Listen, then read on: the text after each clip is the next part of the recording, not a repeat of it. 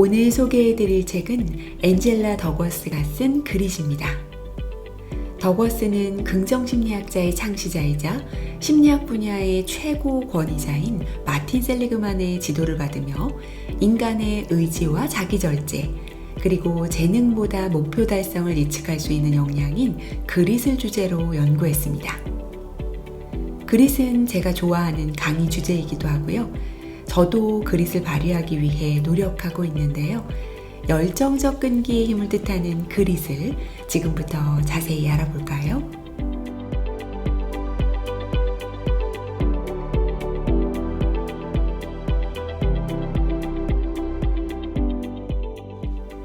당신이 웨스트포인트에 있는 미국 육군사관학교에 발을 들여놓았다면 드디어 해낸 것이다. 웨스트포인트의 입학 전형은 미국 유수의 대학들만큼 엄격하다. 아주 높은 SAT 또는 ACT 점수와 뛰어난 고등학교 성적은 필수다. 11학년부터 지원 절차를 밟아야 하고 하원 의원이나 상원 의원 또는 미국 부통령의 추천서까지 받아야 한다. 하버드 대학교 입학 전형에도 없는 항목들이다. 게다가 달리기, 팔굽혀펴기, 윗몸 일으키기, 턱걸이를 포함한 체력 평가에서도 최고점을 받아야 한다. 해마다 14,000명 이상의 11학년생이 지원 절차를 밟는다. 그 중에서 필수 서류인 추천서를 받는 데 성공한 4,000명이 추려진다. 그리고 다시 절반이 약간 넘는 2,500명이 웨스트포인트의 엄격한 학업과 체력 기준을 통과하고 그렇게 선발된 집단에서 1,200명만이 입학 허가를 받아 등록한다. 웨스트포인트의 남녀 입학생 거의 전원이 학교 대표팀 선수 출신으로 대부분 주장이었다. 그럼에도 불구하고 생도 5명 중 1명이 졸업 전에 중퇴한다.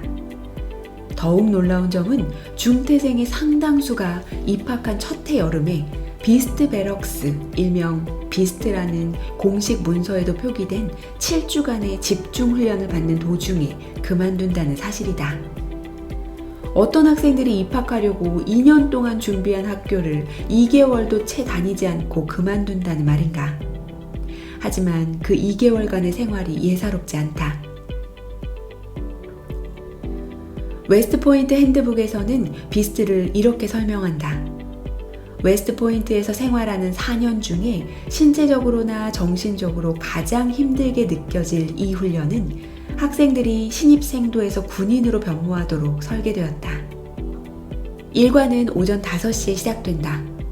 생도들은 5시 30분까지 집합하고 정렬해 부동자세로 국기 개양식을 거행한다. 그 뒤로 강도 높은 달리기나 체조, 열병 행진, 강의실 수업, 화기훈련, 운동이 쉴 새 없이 이어진다. 밤 10시가 되면 애잔한 소등 나팔 소리와 함께 불이 꺼진다. 그리고 다음 날이면 똑같은 일과가 다시 반복된다. 주말도 없고 식사 시간 이외에 휴식 시간도 없으며 웨스트포인트 밖에 있는 가족이나 친구의 연락도 일절할 수 없다. 한 생도는 비스트를 이렇게 묘사한다. 생도들은 모든 발달 영역에서 정신적, 신체적, 군사적, 사회적으로 다양한 도전을 받습니다. 훈련에서는 생도들의 약점을 들춰냅니다. 그들을 단련시키기 위해서죠. 그렇다면 어떤 생도가 비스트를 통과하는가? 나는 2004년 심리학과 대학원 2년차일 때부터 그 답을 찾아 나섰지만 미국 육군에서는 같은 질문을 수십 년째 해오고 있었다. 내가 그 퍼즐을 풀겠다고 나서기 약 50년도 더 전인 1955년 제리 케이건이란 젊은 심리학자가 육군에 징집된 후 웨스트포인트로 배치됐다. 그는 거기서 신입생도 중에 누가 남고 누가 떠날지 밝혀낼 목적으로 실시하는 검사를 담당하게 됐다. 무슨 운명인지 케이건은 웨스트포인트의 중퇴생에 대해 연구한 최초의 심리학자였을 뿐 아니라 내가 대학에 가서 처음 만난 심리학자이기도 했다. 나는 그의 실험실에서 2년간 시간제 근무까지 했다. 케이건은 알곡과 쭉정이를 가려내려던 웨스트포인트의 초창기 노력은 아무런 성과가 없었다고 평했다. 그는 생도들에게 그림이 인쇄된 카드를 보여주고 무엇이 떠오르는지 말해보라는 검사만도 수백 시간은 했을 거라고 회상했다. 이 검사는 내면 깊숙이 자리한 무의식적 동기를 밝혀내는 데 목적이 있으며 숭고한 행위와 용감한 공적을 떠올린 생도들은 중퇴하지 않고 졸업할 것이라는 근거로 실시됐다. 원리는 훌륭해 보이는 많은 아이디어처럼 이 검사도 실제로는 별 소용이 없었다. 생도들의 대답은 다채롭고 재밌었지만 그들이 실생활에서 내린 결정과는 아무런 상관이 없었다. 그 후로도 여러 세대의 심리학자들이 웨스트포인트의 중퇴생 문제에 매달렸지만 어떤 연구자도 왜 가장 촉망받는 생도 일부가 훈련이 시작되자마자 그만두는 일이 발생하는지 확실히 설명하지 못했다. 나는 비스트에 대해 알게 된 직후에 웨스트포인트 교수로 수년째 재직 중인 군심리학자 마이크 매슈스의 연구실을 찾아갔다. 매슈스는 웨스트포인트가 엄격한 입학 절차를 통해 성장 잠재력을 지닌 남녀 생도를 성공적으로 가려내고 있다고 했다. 입학처 직원들이 지원자별로 SAT 또는 ACT 성적, 해당 연도의 졸업생 수를 고려한 고등학교 석차, 잠재적 리더십에 대한 전문가의 평가, 객관적인 체력 평가에서 받은 점수들을 대입해서 가중 평균을 구한 종합 전형 점수를 준거로 쓴다는 점을 특히 강조했다. 종합 전형 점수는 지원자가 다양하고 엄격한 4년 과정을 통과할 인재인지 판단하기 위해 웨스트포인트에서 마련한 최상의 추정치라고 할 수 있다. 다시 말해서 생도들이 군 지도자에게 요구되는 수많은 기술을 얼마나 수월하게 습득하는지 추측해보는 수치다. 종합 전형 점수는 웨스트포인트 입학을 결정짓는 가장 중요한 요인이지만 이마저도 비스트를 통과할 수 있는 생도를 확실하게 예측해주지는 못했다. 사실 종합 전형 점수에서 최고점을 받은 생도나 최저점을 받은 생도나 중도 탈락률은 비슷했다. 매슈스가 내게 연구실 문을 열어준 이유도 그 때문이었다. 매슈스는 자신이 청년 시절 공군에 입대한 뒤에 받았던 훈련에서 수수께끼의 실마리를 얻었다. 그가 받은 신병훈련은 웨스트포인트의 기초훈련인 비스트만큼 끔찍하지는 않았지만 상당히 유사했다. 가장 중요한 유사점은 현재의 기량으로는 버거운 도전 과제들이 주어진다는 점이었다. 매슈스와 다른 신병들은 난생 처음 할 수 없는 일을 하라는 요구를 매시간 받았다. 2주도 안 돼 지치고 외롭고 좌절감에 빠져 그만두려고 했습니다. 동기들 모두가 그랬죠. 일부는 정말 그만뒀지만 매슈스는 그러지 않았다. 그는 위기 대처 능력과 재능은 아무 상관이 없다는 놀라운 사실을 목격했다. 실제로 훈련 도중에 포기하는 신병들 중 그 이유가 능력이 부족해서인 경우는 드물었다. 그보다 중요한 것은 절대 포기하지 않는 태도였다. 그 무렵 도전에 임하는 불굴의 자세가 중요하다고 말한 사람은 마이크 매슈스만이 아니었다. 성공의 심리학을 막 탐구하기 시작한 대학원생이었던 나는 재계, 예술계, 체육계, 언론계, 학계, 의학계, 법조계 지도자들을 면담하면서 다음과 같은 질문을 던졌다. 당신의 분야에서 최고는 누구입니까? 그들은 어떤 사람인가요? 그들의 어떤 점이 특별하다고 생각합니까? 면담에서 드러난 성공한 사람들의 특성 중에는 해당 분야에 한정된 것도 있었다. 예컨대 다수의 기업인은 재무 위험을 감수하는 성향을 언급했다. 면밀한 계산 끝에 수백만 달러가 걸린 결정을 내리고도 편히 잘 수 있어야 합니다. 하지만 예술가에게 이 특성은 전혀 중요하지 않은 듯 했다. 그들이 언급한 특성은 창작 욕구였다. 나는 뭐든 만들기를 좋아해요. 왠지 모르지만 그냥 좋아요. 그에 반해 운동선수들은 승리할 때 느끼는 황홀감이 동기가 된다고 했다. 승자는 정면 대결을 좋아합니다. 그리고 패배를 싫어하죠. 분야별 특성과 함께 공통적인 특성도 드러났는데 내 관심사는 그 공통 특성들이었다. 분야에 상관없이 크게 성공한 사람들은 운도 좋았고 재능도 있었다. 그 이야기는 전에도 들어와서 의아할 것이 없었다. 하지만 그게 전부가 아니었다. 면담 중 많은 사람들이 나에게 잠재력을 실현해 보이기도 전에 중도 하차하거나 흥미를 잃어 모두를 놀라게 했던 유망주의 이야기를 들려줬다. 실패한 뒤에도 계속 시도하는 의지가 매우 중요하고도 쉽지 않은 특성인 듯 했다. 일이 잘 풀릴 때는 잘 해내지만 잘 안 풀릴 때는 무너져버리는 사람들이 있습니다. 이들과의 면담에서 거론된 성공한 사람들은 정말 끈질기다는 특성을 갖고 있었다. 사실 처음에는 글을 썩 잘 쓰지 못했던 친구가 있었어요. 우리는 그의 글을 읽다가 어설프고 멜로드라마 같아서 웃고는 했어요. 하지만 그는 문장력을 계속 향상시켰고 지난해에는 구겐하임 재단에서 연구비까지 지원받았죠. 또한 성공한 사람들은 끊임없이 발전을 추구했다. 그녀는 결코 만족하는 법이 없었어요. 이 정도면 만족할 만할 때도 본인이 가장 가혹한 비평가였죠. 큰 업적을 달성한 사람들은 끈기가 남달랐다. 크게 성공한 사람들은 왜 그렇게 끈덕지게 자신의 일에 매달렸을까? 그들 대부분이 사실상 달성이 불가능해 보일 만큼 큰 야망을 품고 있었다. 그들의 눈에는 자신이 늘 부족해 보였다.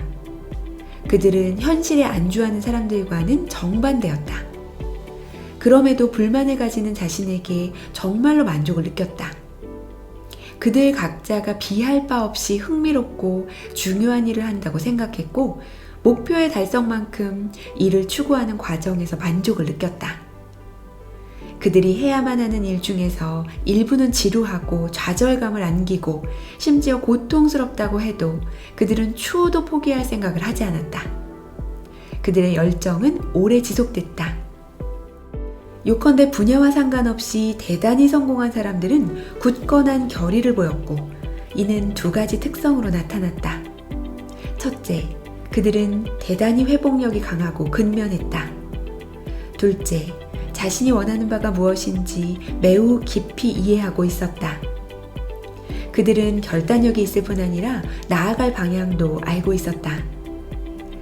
성공한 사람들이 가진 특별한 점은 열정과 결합된 끈기였다. 한마디로 그들에게는 그릿이 있었다. 그릿은 사전적으로 투지, 끈기, 불굴의 의지를 모두 아우르는 개념이다. 그래서 저자가 말하는 열정과 집념이 있는 끈기라는 그릿의 뜻을 한국어에 한 단어로 명확하게 표현하기란 쉽지 않다. 이 책에서는 그릿이라는 단어를 그대로 쓰되 문맥에 따라 투지와 의지 등으로 번역했다. 하지만 명료하게 실체가 잡히지 않는 특성을 어떻게 측정할 것인가? 군의 심리학자들도 수십 년이 지나도록 수량화하지 못한 특성이 아니던가? 내가 면담했던 사람들 역시 첫눈에 알아볼 수 있는 특성이라고 하면서도 직접 검사해볼 방법을 생각해내지 못했다. 나는 자리에 앉아 면담 기록을 훑어봤다. 그리고 때때로 피면접자들의 말을 그대로 인용하면서 그릿이 있는 사람을 묘사하는 질문들을 만들어 나갔다. 질문의 절반은 끈기에 관한 것이었다. 나는 좌절을 딛고 일어나 중요한 도전에 성공한 적이 있다. 나는 뭐든 시작한 일은 반드시 끝낸다. 와 같은 것들이었다. 나머지 절반은 열정에 관한 질문들이었다. 나의 관심사는 해마다 바뀐다. 나는 어떤 아이디어나 프로젝트에 잠시 사로잡혔다가 얼마 후에 관심을 잃은 적이 있다 등을 물었다. 그렇게 그릿 척도가 만들어졌다. 솔직히 응답한다면 이 검사지는 당신이 얼마나 투지와 집념을 갖고 인생을 사는지 측정해 줄 것이다. 2004년 7월 비스트 둘째 날 웨스트포인트 생도 1218명은 그릿 척도를 작성했다. 전날 생도들은 웨스트포인트에서 허용하는 단 90초 동안 부모님과 작별 인사를 나눴다. 남자들은 머리를 밀고 민간인 복장에서 그 유명한 회색과 흰색의 웨스트포인트 제복으로 갈아입었다. 사물함을 배정받고 헬멧과 기타 장비들도 지급받았다. 그리고 정렬 방법 정도는 이미 알고 있었다는 자신감이 무색하게 4학년 생도들에게 제대로 된 정렬법부터 교육받았다. 이 줄에 맞춘다. 줄을 밟지도 말고 넘지도 말고 줄에 못 미쳐서도 안 된다. 이 줄과 똑같이 맞춘다. 처음에 나는 그리 척도 점수가 SAT나 ACT 점수와 비례하는지 살펴봤다. 결과가 어땠을까? 그리 점수는 입학 사정 과정에서 공들여 계산한 종합 전형 점수와는 아무런 관계가 없었다. 다시 말해 생도가 가진 재능은 그의 그릿에 대해서 알려주는 바가 없었고 역으로 살펴봐도 마찬가지였다. 재능과 그릿이 별개의 특성이라는 조사 결과는 매슈스가 공군 훈련 과정에서 관찰한 현상과도 일치했지만 처음에는 이런 결과를 대면하고 몹시 놀랐다. 대체 재능 있는 생도들이 오래 버티지 못하는 이유가 무엇인가? 재능 있는 생도가 노력하며 끝까지 버틴다고 말해야 논리적으로 맞다. 훈련을 버텨내기만 하면 성공이 보장될 생도가 바로 그들이기 때문이다. 비스트를 끝까지 통과한 생도들만 놓고 본다면 종합 전형 점수가 웨스트포인트에서의 모든 성적을 알려주는 훌륭한 예측 변인이다. 학점뿐 아니라 군사훈련과 체력 점수까지 정확하게 예측해준다. 그러므로 재능이 그릿을 보장해주지 않는다는 것은 참으로 놀라운 사실이었다. 비스트의 마지막 날까지 71명의 생도가 탈락했다. 그릿은 비스트를 통과할 생도와 통과하지 못할 생도를 알려주는 대단히 신뢰할 만한 예측 변인으로 밝혀졌다. 이듬해 나는 연구를 계속 진행하기 위해 웨스트포인트를 다시 찾았다. 그 해의 비스트 중도 탈락자는 62명이었고 이번에도 그릿이 어떤 생도가 남을지 예측해주는 변인이었다. 그에 반해 비스트를 통과한 생도와 탈락한 생도의 종합 전형 점수는 별다른 차이가 없었다. 나는 전형 점수를 구성하는 개별 점수들도 자세히 살펴보았다. 역시 차이가 없었다. 그렇다면 비스트 수료의 중요한 요인은 무엇인가?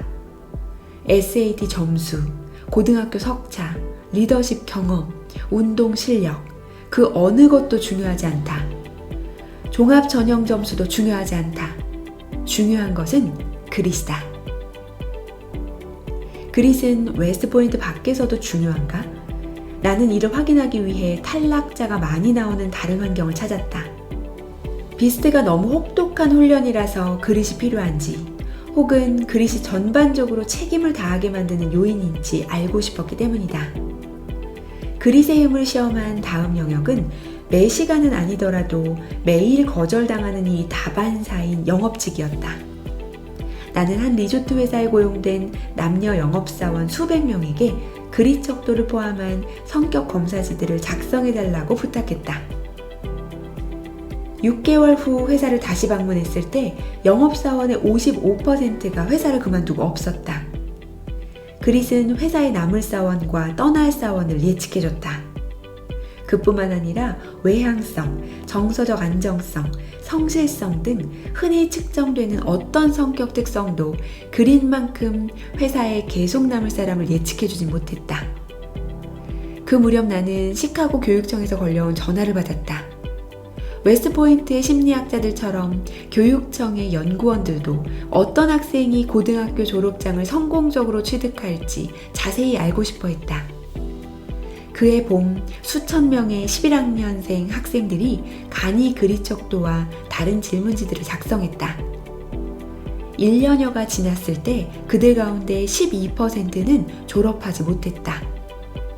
예정대로 졸업한 학생들은 중퇴한 학생들보다 그릿 점수가 높았다.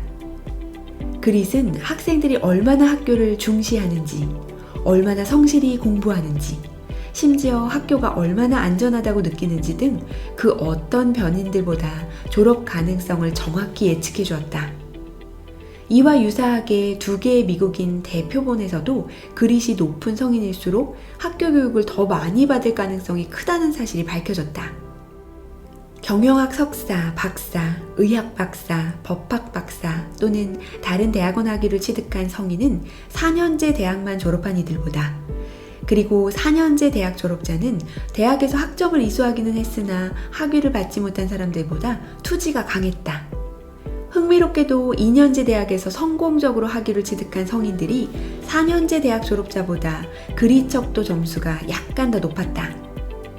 처음에는 이런 결과가 이해가 안 됐지만 얼마 후에 전문대학교의 중퇴율이 80%에 이른다는 사실을 알게 됐다. 역경을 이겨낸 사람들이므로 투지가 유달리 강했던 것이다. 나는 그린베레로 더 잘 알려진 육군 특수부대와의 공동 연구도 병행하게 됐다. 그린베레는 육군에서 최고의 훈련을 받으며 가장 어렵고 위험한 임무에 배치되는 부대다. 그린베레가 되려면 여러 단계의 혹독한 훈련을 거쳐야 한다. 내가 조사하러 갔을 때는 9주간의 신병훈련소를 거쳐 4주간의 보병훈련, 3주간의 공수교육, 그리고 4주간의 지도 읽기와 길찾기 교육 중심의 예비과정을 마친 다음이었다.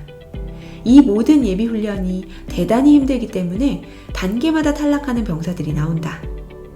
하지만 본훈련에 들어갈 병사들을 뽑는 특수부대 선발 코스는 한층 더 어렵다.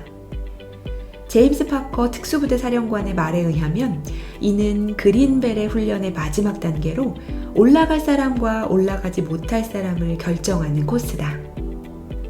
특별부대 선발 코스에 비하면 비스트는 여름 휴가나 다름없다. 훈련병들은 동이 트기 전부터 저녁 9시까지 전력을 다해 훈련을 받아야 한다. 주간과 야간의 길찾기 훈련뿐 아니라 6km와 11km의 구보와 행군을 때로는 30km 군장을 메고 해야 한다.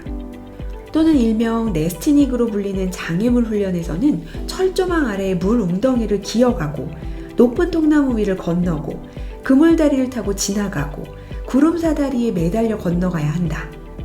선발 코스까지만 올라와도 대단한 성과지만 내가 조사했던 지원자의 42%가 코스를 끝내기 전에 기권했다. 그렇다면 이를 통과하는 지원자들은 어떤 점이 다른가? 바로 그릿이 있었다. 군대, 교육, 비즈니스에서의 성공을 예측해주는 요인에는 그릿 외에 무엇이 있을까? 영업에서는 사전 경험이 도움이 되는 것으로 밝혀졌다. 영업 경험이 없는 사원들은 경험이 있는 사원들보다 일을 계속할 가능성이 낮았다. 시카고 공립학교에서는 격려해주는 교사가 학생들의 졸업 가능성을 높여주는 변인이었다. 그린베레에 지원한 군인에게는 훈련이 시작되는 시점에 기초 체력이 가장 중요했다. 그러나 이런 특수 요인을 갖춘 사람들끼리 비교해도 여전히 그릿이 모든 분야에서 성공을 예측해주는 요인이다. 각종 분야별로 성공에 도움이 되는 특수 속성과 장점에 상관없이 그릿은 모든 분야에서 중요하다. 내가 대학원에 진학한 해에 스펠바운드라는 다큐멘터리 영화가 개봉했다. 영화는 남학생 3명과 여학생 5명이 스크립스 내셔널 스펠링 비, 단어의 철자를 한자씩 발음에 맞히는 세계 최대 규모의 영어 대회, 이 결선을 준비하고 겨루는 과정을 따라다니며 보여준다. 손에 땀을 쥐게 하는 스펠링비 결선은 해마다 워싱턴에서 3일 동안 개최되며 평소 상업성이 높은 스포츠 경기를 주로 방송하는 ESPN에서 생방송으로 중계된다. 8명의 학생은 이 결선에 진출하기 위해 먼저 전국 각지의 철자 맞추기 대회에서 수백 개 학교의 수천 명 학생들을 꺾어야 했다. 라운드가 거듭될수록 어려워지는 출제 단어의 철자를 단 한 번의 실수도 없이 맞춰서 학급, 학년, 학교, 시, 도의 모든 학생 중에서 1등을 해야 한다는 의미였다. 스펠바운드를 본 나는 궁금해졌다. 스코틀랜드 춤곡이라는 단어와 곱슬곱슬한 머리카락을 가진 이라는 뜻을 가진 이 같은 단어의 철자를 하나도 놓치지 않고 맞히려면 제 나이보다 발달된 언어 능력이 얼마나 중요하며 그릿은 어느 정도의 역할을 할까? 나는 스펠링비 우승자 출신으로 현재 대회 사무국장인 페이지 킴블에게 전화를 걸었다. 그녀는 활달하게 응대해 주었다. 킴블도 나만큼 우승자들의 심리 구조를 알고 싶어 했다. 그녀는 몇 개월 후에 치러질 결선에 진출할 273명이 확정되는 대로 그들에게 설문지를 발송하기로 했다. 설문지를 작성하는 학생에게는 후한 보상이 될 $25짜리 상품권을 답례로 주겠다는 약속에 결선 진출자의 약 3분의 2가 내 실험실로 설문지를 보내왔다. 가장 나이가 많은 응답자는 대회 규정에 따른 연령 상한선인 15살이었고 가장 어린 참가자는 겨우 7살이었다. 결선 진출자들은 그릿 척도를 작성했을 뿐 아니라 철자 연습에 들이는 시간도 보고했다. 그들은 평균적으로 주중에는 하루 1시간 이상, 주말에는 하루 2시간 이상 연습한다고 했다. 평균은 그랬지만 전혀 공부하지 않은 참가자가 있는가 하면 지난주 토요일에 9시간이나 공부했다는 참가자도 있을 정도로 편차가 컸다. 나는 결선 진출자의 일부만 별도로 표집해서 언어 지능 검사를 실시했다. 집단 전체로 봤을 때 참가자들은 비범한 언어 능력을 보였다. 하지만 참가자들 간의 점수 차이가 상당히 커서 어떤 아이들은 언어 영재 수준의 점수를 받은 반면에 어떤 아이들은 그 연령대의 평균 점수를 받았다. ESPN에서 결선 중계방송을 하던 날 나는 긴장되는 마지막 순간 13살인 아누라 카시압이 APPOGGIATURA 앞꾸미무미라는 음악 용어의 철자를 정확히 맞춰 마침내 우승을 거머쥐는 장면까지 쭉 지켜봤다. 그렇게 최종 순위까지 확보된 뒤 데이터 분석에 들어갔다. 그 결과 결선이 치러지기 몇 달 전에 측정한 그릿 점수가 참가자들의 최종 성적을 예측해주는 변인이었다. 간단히 말해서 그릿이 높은 아이들이 나중 라운드까지 진출했다. 어떻게 된 일일까? 그릿이 높은 아이들은 더 많은 시간 동안 공부하고 더 많은 스펠링비 대회에 출전했다. 재능은 어땠을까? 언어지능 역시 어떤 라운드까지 진출할지 예측해줬다. 하지만 언어지능과 그릿 사이에는 아무런 관계가 없었다. 또한 언어에 재능이 있는 참가자들이 재능이 덜한 참가자들보다 더 오랜 시간 공부하지도 않았으며 스펠링비 대회 출전 경력이 더 많지도 않았다. 그릿과 재능이 별개라는 사실은 아이비리그 대학생들을 대상으로 한 연구에서도 다시 드러났다. 그 연구에서는 SAT 점수와 그릿 점수가 반비례 관계로 나왔다. 연구의 표본 가운데서 SAT 점수가 높은 학생들의 평균 그릿 점수는 또래 학생들보다 약간 낮았다. 이 연구 결과와 그동안 수집해온 다른 자료들을 종합해서 얻은 통찰이 향후 내 연구의 기본 지침이 됐다. 그것은 우리가 잠재력을 갖고 있는 것과 그 잠재력의 발휘는 별개라는 사실이다.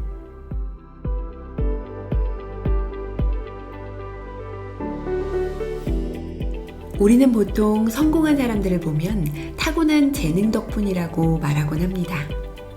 그러나 더거스는 재능 곱하기 노력의 제곱이라고 말했습니다. 끝까지 노력해 성공하는 사람이 되고 싶으시다면 이 방법을 삶에 적용해 보세요. 그릿을 높이기 위해서는 자신의 관심사를 찾고 의식적인 연습을 통해 매일 조금씩 성장하는 모습을 보며 자신이 이루고 싶은 목적의식이 뚜렷하고 희망을 갖고 계속 나아가는 것입니다. IQ와 재능, 환경을 뛰어넘는 열정적 끈기의 힘, 그릿을 발휘하며 살아보면 어떨까요?